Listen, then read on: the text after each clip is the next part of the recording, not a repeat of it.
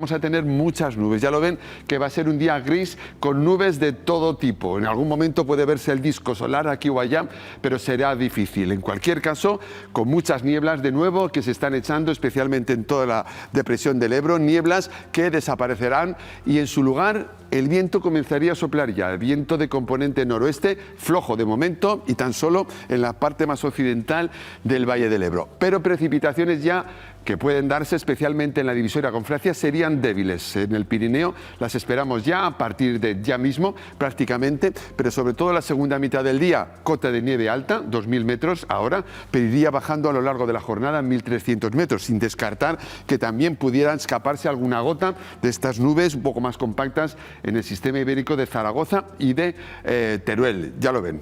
Un día gris, un sábado gris y unas temperaturas que en principio no van a cambiar mucho. Podrían bajar algo en los sitios donde han sido más altas, en el sistema ibérico de Teruel y Zaragoza, pero en cualquier caso sería 1 o 2 grados, mantendrían todavía valores superiores a esas zonas donde las boiras se van a seguir formando y se van a dar la mano las nieblas con las nubes de otro tipo, de tal forma que 5, 6, 7 o 8 grados a lo sumo en el Valle del Ebro, fuera de allí, en zonas del sistema ibérico, como les digo, 12 grados repetiría Teruel.